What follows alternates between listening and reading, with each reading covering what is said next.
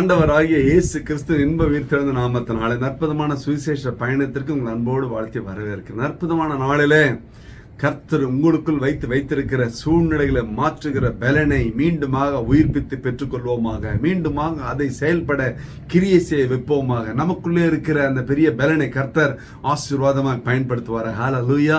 வசனத்தை கொண்டு சூழ்நிலை மாற்ற முடியும். கர்த்தருடைய ஆவியினால சூழ்நிலை மாற்ற முடியும். ஏசாயா 32:15 சொல்லுகிறது, உன்னதத்திலிருந்து நம்மேல் ஆவி ஊற்றப்படும் மட்டும் அப்படியே இருக்கும். அப்பொழுது வனாந்திரம் செழிப்பான வயல்வெளியாகும், செழிப்பான வயல்வெளி காடாக எண்ணப்படும். ஹல்லேலூயா. ஆவி ஊற்றப்பட்ட பிறகு வனாந்திரம் செழிப்பான வயல்வெளியாக மாறும், செழிப்பான வயல்வெளி காடாக மாறும். அபிஷேகத்தை பெற்றுக்கொள்ள வேண்டும். பரிசுத்த ஆவியினால் நிரப்பப்பட்டு உன் சூழ்நிலைகளை கர்த்தர் மகிமையாய் மாற்றுவார். ஹல்லேலூயா.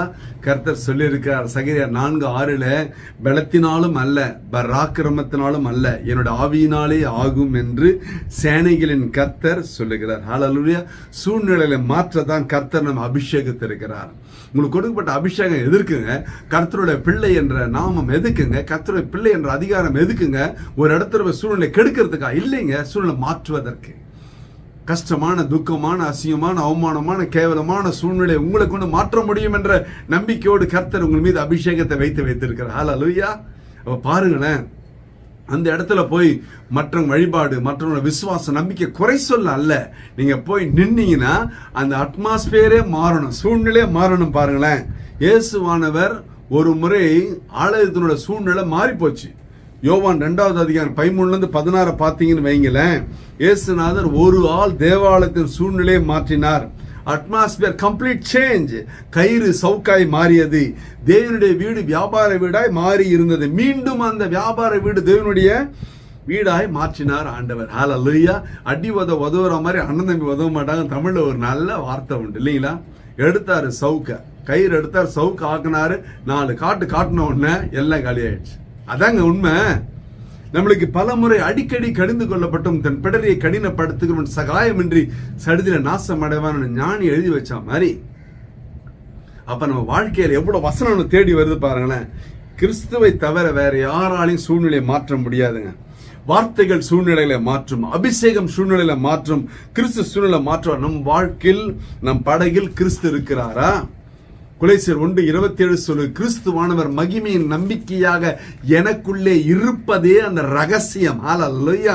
அது தாங்க பெரிய ரகசியமே.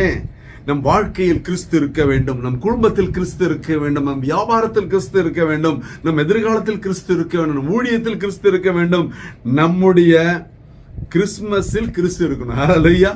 அவரே பெரியவர், அவரே நமக்கு தலை, அவரே தலைவரானவர். ஹல்லேலூயா. இன்று நம்மை பலர் சாதாரணமா பார்க்கறாங்க இல்லைங்களா? இருக்கட்டுங்க, ஆனாலும் உனக்குள் இருக்கிறவர் உலகத்தில் இருக்கிறவனை காட்டிலும் பெரியவர். ஹல்லேலூயா. ஹல்லேலூயா. அப்ப கிறிஸ்து உனக்குள் இருந்தால் உன்னால பீடி சிகரெட் பிடிக்க முடியாது, ஆல்கஹால் யூஸ் பண்ண முடியாது, உன்னால பொய் சொல்ல முடியாது, பட்டம் பதவிக்கு நீ ஆசைப்பட மாட்ட இல்லைங்களா? முடிஞ்சா கூட போக மாட்டேன்னு அடம்பிடிக்க மாட்டேன் இல்லைங்களா? அப்ப கிறிஸ்து உனக்குள்ள இருந்தாருன்னா எப்படி இருக்குமா? தாழ்மை இருக்கும், அன்பு இருக்கும், உன்னை போல் பிறர் நேசிக்கணும், மற்றவர்கள் வருவதற்கு, வாழ்வதற்கு, உயர்வதற்கு நீ வழி வாசலை திறக்க வேண்டும் அல்லவா? அப்ப பெருமை பேச மாட்டேன். கிறிஸ்து உனக்குள்ள இருந்தா வாயத்தா இருந்தா பெருமை தான் வரணும் இல்லைங்களா? வராது. கிறிஸ்து உனக்குள்ள இருந்தார். கிறிஸ்து உனக்குள்ள தலைகணம் இருக்காது. மற்றவர்களை மட்டம் தட்ட மாட்டாய். ஹல்லேலூயா.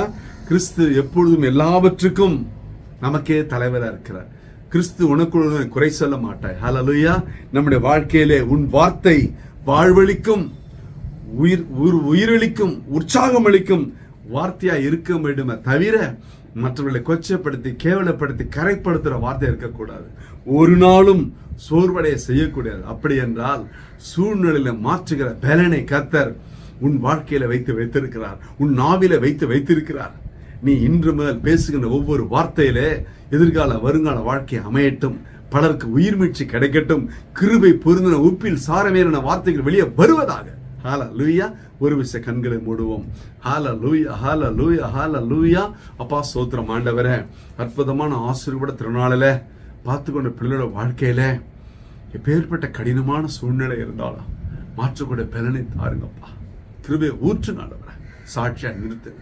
இயேசு கிறிஸ்துவின் உயிர்த்தெழுந்த வல்லமையான நாமத்தினாலே தேவனது செய்யும்படியாய் திருப்பாதங்களில தாழ்மையாய் ஒப்பு கொடுத்து ஜெபித்து ஜெயம் எடுக்கிறோம் ஜீவனுள்ள நல்ல பிதாவே. ஆமென். கர்த்தர் உங்களை ஆசீர்வதிப்பாராக. Praise the Lord.